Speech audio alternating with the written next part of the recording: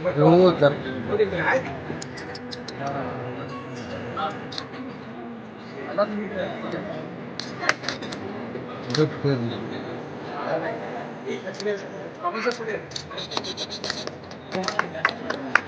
पुढे आपण तुम्ही सगळ्यांनी काढले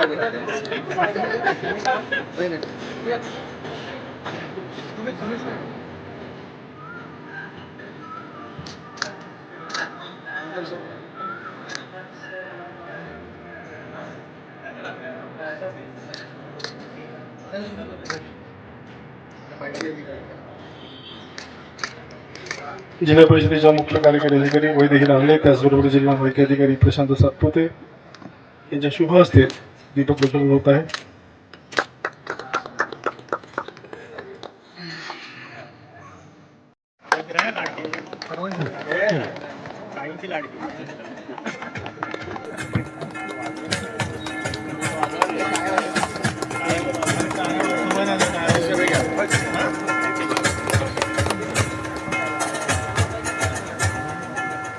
मंत्री उदय सामंत साहेब, जिल्हा परिषदेच्या मुख्य कार्यकारी अधिकारी रांगडे मॅडम, व्यासपीठावरील इतर माझे ज्येष्ठ सहकारी आणि माझ्या मित्रमैत्रिणींनो, आजचा कार्यक्रम आपल्या सगळ्यांच्या दृष्टीने अतिशय आगळा वेगळा आहे. कारण पत्रकार भवन उभं करणं म्हणजे काय चीज असते हे मी साहेब 1990 साली पुण्यात अनुभवलेलं आहे. त्यावेळेला पुण्यामध्ये मी पत्रकार संघाचा अध्यक्ष होतो आणि ते पत्रकार संघाचं सुवर्ण महोत्सवी वर्ष होतं. त्यामुळे त्यावेळेला आम्ही जी काही कष्ट उपसले, आदरणीय जयंतराव टिळक यांच्या मार्गदर्शनाखाली आम्ही ते संबंध काम केलं होतं. त्यामुळे या ठिकाणी आपल्याला ही सुविधा उपलब्ध झाली फार महत्त्वाची गोष्ट आहे. महाराष्ट्रामध्ये अनेक ठिकाणी पत्रकार भवनं आहेत, रत्नागिरीमध्येच त्या तऱ्हेची सुविधा नव्हती.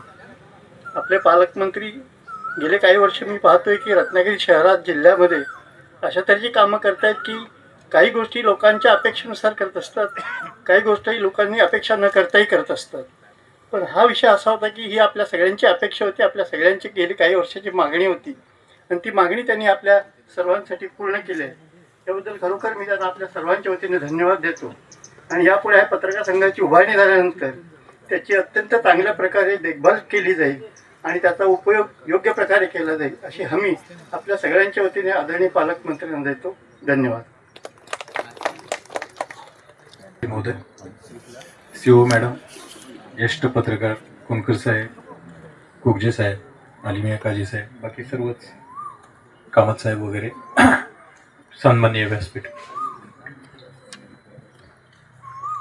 3 वर्षापूर्वी मी ज्यावेळेला इकडे चार्ज घेतला त्यावेळेला पालकमंत्री महोदयांनी तुमच्या एका पत्रकार परिषदेमध्ये पत्रकार भवनाचा विषय काढला होता आणि तुम्हाला सांगितलं होतं की तुम्ही सुचवा आणि मला सांगा, मी द्यायला तयार आहे. शेवटी जागासुद्धा MIDCच्या माध्यमातून साहेबांनी दिली आणि आज त्याची सिंधुरत्नमधून त्याला निधी देऊन आज त्याची परिपूर्ती होत आहे. आज सुरुवात होते त्या प्रत्यक्ष कामाला. साहेबांच्या बरोबर मला सिंधुदुर्गमध्ये सुद्धा काम करण्याचा योग आला. 11 गुंठ्यामध्ये सिंधुदुर्गमध्ये सुद्धा पत्रकार भवन अत्यंत देखणी वास्तू उभी केली आणि ती फलद्रूप झाली. म्हणजे आज तुम्ही तुमच्यातले बरेच जण जाऊन पाहून आले असतील. एक अत्यंत सुशोभित हॉल आहे, 7 तिथे AC रूम्स आहेत, खाली पॅन्ट्री आहे, मस्तपैकी केलेलं आहे आणि ग्रामीण भागातून किंवा बाहेरच्या जिल्ह्यातून येणारा प्रत्येक पत्रकार त्या पत्रकार भवनाचा आस्वाद घेत असतो, त्याचा लाभ घेत असतो. ही वास्तू सुद्धा केवळ दगड विटांची आणि सिमेंटची नसणार, तर खऱ्या अर्थानं ग्रामीण भागातील पत्रकार, इतर जिल्ह्यातील पत्रकार आणि जिल्ह्यातील पत्रकार यांना जोडणारा दुवा असणार आहे. येणारं जे काही डिजिटल युग आहे, तंत्रज्ञान असेल, त्याची कार्यशाळा, नवं तंत्रज्ञान, नवं ज्ञान आत्मसात करणं आणि तिचा प्रचार प्रसार करणं आणि लोकशाहीच्या बळकटीकरणासाठी या वास्तूचा उपयोग करणं हे प्रमुख काम या वास्तूमधून चालणार आहे. जो शब्द दिला पालकमंत्री महोदयांनी तो त्याची पूर्तता केली. बऱ्याच वेळेला आमच्यामध्ये चर्चा होत असते. मी बाजूच्याच कोल्हापूर जिल्ह्यातला आहे. मी वारंवार सांगत असतो माझ्या जे काही मित्र तिकडून येतात तिथं पर्यटनाला आणि तेही कौतुक करून जातात की महापालिका असताना सुद्धा ज्या सुविधा नाही आहेत त्या रत्नागिरीमध्ये नगर परिषद असताना सुद्धा प्रचंड मोठ्या स्वरूपात या सुविधा साहेबांच्या माध्यमातून झालेल्या आहेत आणि हे बाहेरचे पर्यटक येऊन कौतुक करतात. म्हणजे तुम्ही सध्या ते बघताय गेल्या 2-3 वर्षामध्ये काय झालेलं आहे. इव्हन प्रशासकीय इमारतीच्या बाबतीत बोलायचं झालं तरी अशा इमारती बाजूच्या जिल्ह्यांमध्ये अजिबात नाहीत, हे मी तुम्हाला प्रांजळपणाने सांगतो. त्यामुळं निश्चितपणानं परवा साहेब बोलता बोलता एक वाक्य बोलून गेले की विकास हाच माझा जात आणि विकास हाच माझा धर्म, आणि ते खऱ्या अर्थाने यश आहे. प्रत्येक कार्यक्रमात साहेबांची भाषणं मी आवर्जून ऐकत असतो, आणि माझं एक भविष्यामध्ये तुम्हाला सगळ्यांना असेल की साहेबांचं गाजलेली भाषणं आहे त्याच्यावर एक चांगलं पुस्तक होऊ शकतं. पद्मश्री मधु मंगेश कर्णिक साहेबांच्या कार्यक्रमामध्ये जे साहेबांनी भाषण केलं ते आत्तापर्यंतच्या सगळ्यात सर्वोच्च क्राऊन, एक त्याला आपण एव्हरेस्ट म्हणून इतक्या उच्च दर्जाचं ते भाषण होतं. आवर्जून त्याचा इथे उल्लेख करतो. पुन्हा एकदा ही वास्तू परिपूर्णता होईल आणि दिलेला शब्द त्यांनी पूर्ण केला त्याबद्दल पत्रकारांच्या वतीनं साहेबांचा आभार मानतो. धन्यवाद.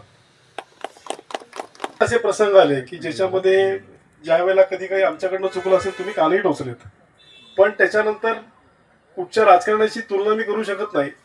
पण बाकीचे जिल्ह्यातले राजकारणी असतील, अन्य असतील, त्यांनी त्यांच्यामध्ये सुधारणा केली नाही, कारण त्यांनाही त्यांचेही कान तुम्ही टोचले होते, त्यांच्याही चुका तुम्ही समजून येतात. आणि त्या चुका सांगताना की साहेब आम्हाला असं वाटतं की हे तुम्ही करावं किंवा हे करू नये. पण तुमच्या सगळ्यांचं मत विचारात घेऊन स्वतःमध्ये बदल केल्यामुळेच सलग 5 टर्म साहेब अपराजित राहिले. आणि तुमचं स्थान साहेबांच्या आयुष्यामध्ये राजकीय असेल वैयक्तिक असेल किती अमूल्य, ह्याचं वारंवार साक्षीदार मी आहे, मला माहिती आहे. त्यामुळे तुम्हा सर्वांचं मी मनपूर्वक आभार मानतो की तुम्ही सगळे एक पत्रकार आज या सुंदर सोहळ्यासाठी आहेत. आणि टाळ्यांच्या गजरात मी साहेबांना विनंती करतो की आपण आपलं मनोगत इथे व्यक्त करा. व्यासपीठावर उपस्थित असलेल्या जिल्हा परिषदेचा मुख्य कार्यकारी अधिकारी वैदेही रानडे मॅडम, व्यासपीठावर उपस्थित असलेले आमचे माहिती अधिकारी, व्यासपीठावर उपस्थित असलेले अण्णा कोगजे, कामत साहेब, कोणकर साहेब, सगळ्यात मोठे अलिमिया काजी साहेब, आमचे MIDCचे अधिकारी, विभागाचे अधिकारी, पत्रकार बंधू आणि भगिनी, मला असं वाटतं की रत्नागिरीमध्ये पत्रकारांमध्ये आणि लोकप्रतिनिधींमध्ये असलेलं नातं हे जगापेक्षा वेगळं आहे. आताच अभिजितने सांगितलं की अनेक वेळा टीका करण्याचा देखील प्रसंग येतो, अनेक वेळा चर्चेचा देखील प्रसंग येतो, अनेक वेळा कटुता देखील येते. परंतु समोरच्याचं वाईट व्हावं आणि समोरचा तुमचं वाईट व्हावं अशा पद्धतीच्या भावनेतनं कधीच काम करत नाही. एक 15-20 दिवसापूर्वी सोशल मीडियावर मी एक पोस्ट बघितली, सिंधुदुर्गात झालं मग रत्नागिरीत का नाही. आता अशा अनेक पोस्ट आपण टाकू शकतो की रत्नागिरीत आहे पण सिंधुदुर्गात का नाही. ते ठीक आहे, ह्या सगळ्या राजकारणातला शब्द कुडघुरी होत असतात. पण मला मनापासूनचं समाधान आहे की मी जे स्वप्न पत्रकारांसाठी बघितलं ते पूर्ण करण्याची संधी माझ्यासारख्या कार्यकर्त्याला मिळाली. एवढंच नाही, त्यांना जमीन देण्याची संधी देखील माझ्यासारख्या कार्यकर्त्याला मिळाली. अलिमिया काजी, किशोर मोरे ह्या गोष्टीचे साक्षीदार आहेत की मी अनेक वेळा त्यांना सांगायचो माझ्या 25 वर्षाच्या आमदारकीच्या राजकीय कारकिर्दीमध्ये, बाकीच्या सगळ्या एपिसोडमध्ये मी जात नाही, पण जी काय आपल्याला पत्रकार भवन निर्माण करायचे किंवा पत्रकार भवनासाठी जागा पाहिजे, पत्रकार भवनामध्ये अजून काय काय करायचं आहे, त्या सगळ्या गोष्टी गेल्या 22-25 वर्षामध्ये अपूर्ण राहिल्या. परंतु पत्रकार भवन पूर्ण करण्यासाठी कदाचित मी जिल्ह्याचा पालकमंत्री आणि राज्याचा उद्योगमंत्री झालो. सगळ्या समाज घटकांना ज्यावेळी जागा देण्याची संधी मला मिळाली त्यावेळी मी स्वतःहून पत्रकार बंधू भगिनींना सांगितलं की मला देखील तुम्हाला जागा द्यायची आणि ती जागा मी तुम्हाला दाखवून दिली, नुसती दाखवली नाही, ती तुमच्या ताब्यात मोफत दिली. आणि आज त्याच्यावर पत्रकार भवन बांधताना जसा तुम्हाला आनंद आहे तसा कामत साहेब माझ्यासारख्या कार्यकर्त्याला देखील आनंद आहे. आज सुमारे 1,36,00,000 रुपये खर्च करून आपण ही इमारत बांधणार आहोत. पण ही इमारत बांधल्यानंतर मला सगळ्याच पत्रकार बांधवांना आणि विशेषतः माहिती अधिकाऱ्यांना एक विनंतीवजा सूचना करायची आहे की ही इमारत वर्षानुवर्ष तशीच टिकली पाहिजे, यासाठी त्याच्यामध्ये काहीतरी कार्यक्रम सुरू राहिले पाहिजे. आज मी प्लॅन बघितला, त्याच्यामध्ये अभ्यासिका देखील आहे, त्याच्यामध्ये ग्रंथालय देखील आहे, राहण्याची व्यवस्था देखील आहे. मला पत्रकारांना अजून एक अभिनव कार्यक्रम या ठिकाणी सांगायचा आहे की स्पर्धा परीक्षांची केंद्र ही सगळीकडे होत असतात, पण महाराष्ट्रातलं फक्त पत्रकारांसाठी असलेलं स्पर्धा परीक्षा केंद्र कुठं करायचं असेल तर तुम्ही ते या ठिकाणी सुरू करा. त्याच्यासाठी देखील जे काही पैसे द्यायचे, जो काही निधी द्यायचा आहे तो मी द्यायला तयार आहे. परंतु पत्रकार देखील कलेक्टर बनवतात, पत्रकार देखील CEO बनवतात, अशा पद्धतीचे चित्र या महाराष्ट्रामध्ये नेण्यासाठी या पत्रकार भवनाचा उपयोग झाला पाहिजे. काल मी चिपळूणमध्ये होतो, चिपळूणच्या लोकांनी मला सांगितलं की जसं रत्नागिरीमध्ये जागा पत्रकारांना दिलेली आहे तसेच चिपळूणच्या पत्रकारांना देखील रेस्ट हाऊसमध्ये जागा पाहिजे. हेमंत वडजू माझ्यासोबत होते. मी एकाही मिनिटाचा विलंब न करता तिथं देखील पत्रकारांना जागा दिली. आज या कार्यक्रमाचं महत्त्व काय? ठीक आहे, आपण संख्येनं किती आहोत याच्यापेक्षा तुम्ही उद्या हा कार्यक्रम लाखो लोकांपर्यंत पोहोचवणार आहात. म्हणजे एका पत्रकाराच्या हातामध्ये चांगलं करण्याचं आणि वाईट करण्याची ताकद ही फार मोठी असते आणि लाखांनी लोकांपर्यंत ती पोहोचत असते. लोकशाहीचा चौथा स्तंभ म्हणून आपला उल्लेख होतो. तो उल्लेख होत असताना तो स्तंभ कशा पद्धतीनं मजबूत पाहिजे हा देखील उल्लेख होतो. आज उजव्या बाजूला बाळशास्त्री जांभेकरांच्या प्रतिमेला हार घालून आपण या कार्यक्रमाची सुरुवात केली. मी ज्यावेळी राज्याचा उच्च व तंत्रशिक्षण विभागाचा मंत्री होतो तेव्हा मी एल्फिस्टन कॉलेजला गेलो होतो. आणि एल्फिस्टन कॉलेजला गेल्यानंतर मला असं लक्षात आलं की कामतसाहेब बाळशास्त्री जांभेकर मराठीचे तिथं प्राध्यापक होते. आणि 15 वर्षापूर्वी, मी जायच्या अगोदर 15 वर्षापूर्वी बाळशास्त्री जांभेकरांचं तैलचित्र हे एल्फिस्टन कॉलेजला लावावं अशा पद्धतीचा ठराव झाला होता. अनेक उच्च व तंत्रशिक्षण विभागाचे मंत्री झाले. ते तैलचित्र लावण्यामध्ये काय राजकारण आलं मला माहीत नाही.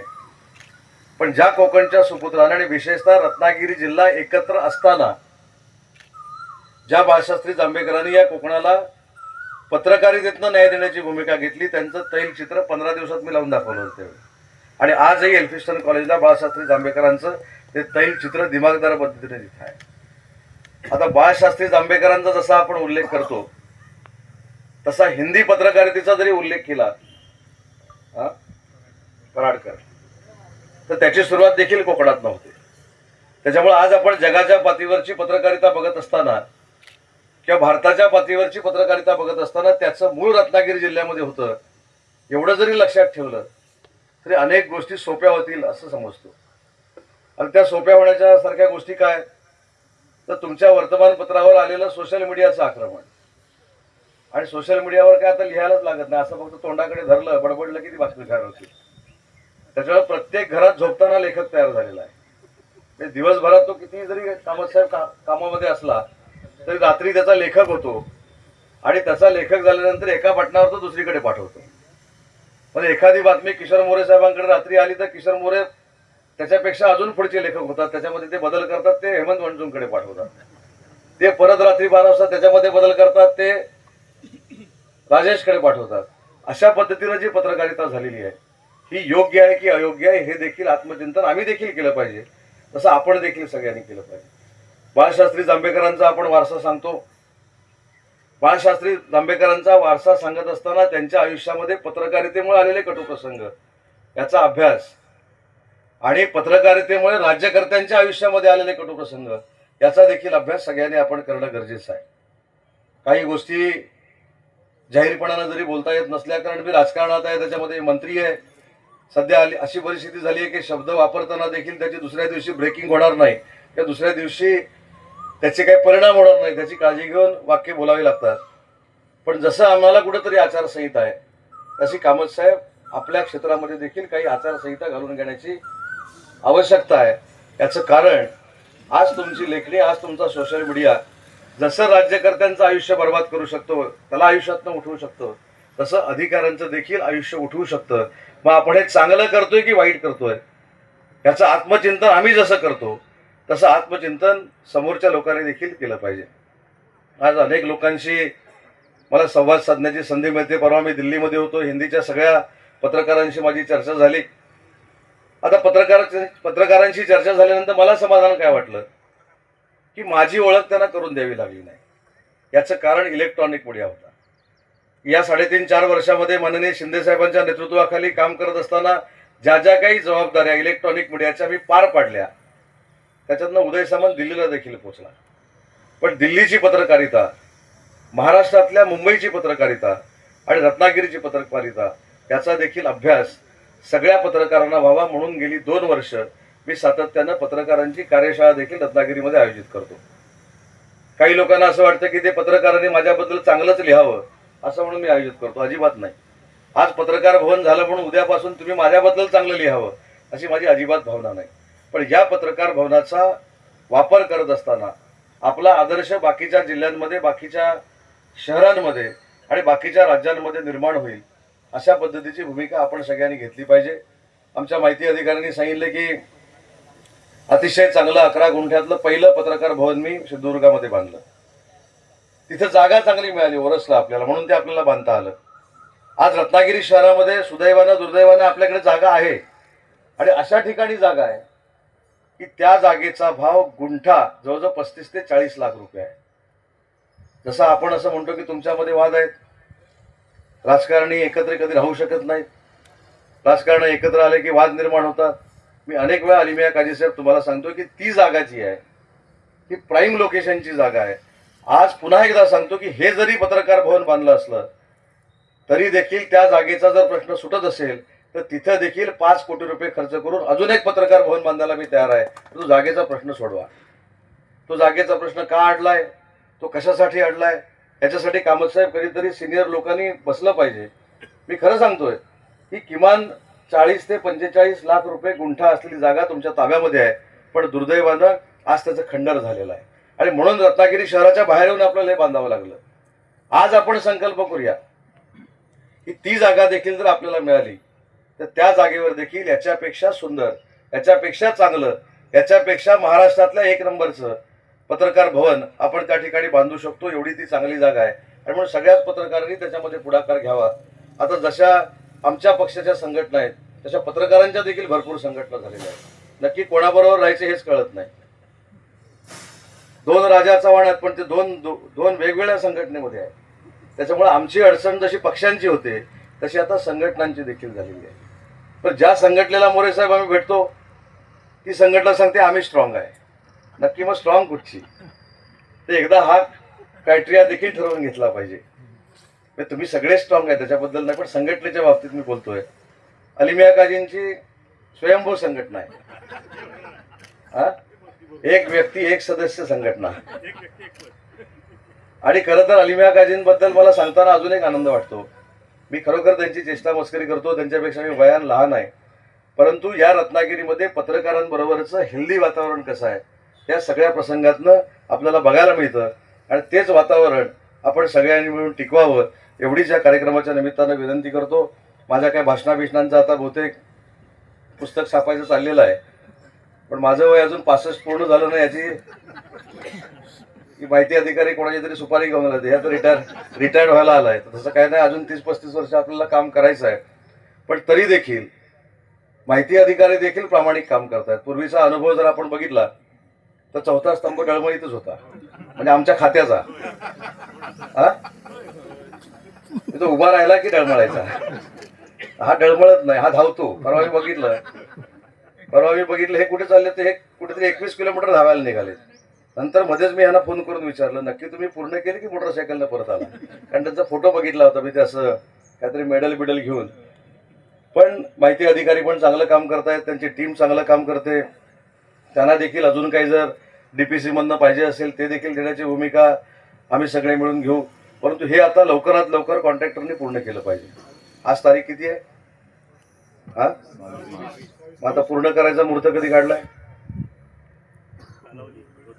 हा, जनक भाई पण अधिकारी कमी आणि पुढारी जास्त आहे. कॉन्ट्रॅक्टर सांगा उद्यापासून सुरू करणार, संपवणार कधी? 1 वर्षाच्या आत उद्घाटन आपल्याला करायचं आहे. याच्यामध्ये माझी धोत्रेकर साहेब अजून एक तुम्हाला सूचना आहे की 3rd फ्लोअरला आपण जे बघतो ग्राउंड फ्लोअर, 1st फ्लोअर आणि 2nd फ्लोअर ना, 2nd फ्लोअरला आपण 2 रूम केल्यात आणि एक काहीतरी हॉल केलेला आहे.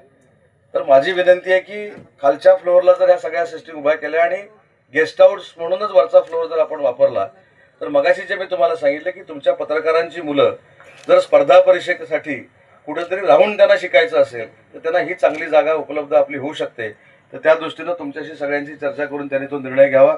आज चांगल्या वास्तूचं भूमिपूजन झालं हे मी पालकमंत्री म्हणून जाहीर करतो आणि 1 वर्षाच्या आत जनक धोत्रेकरांच्या नेतृत्वाखाली, म्हणजे 1 वर्ष त्यांना अजून किती वर्ष झाली आता?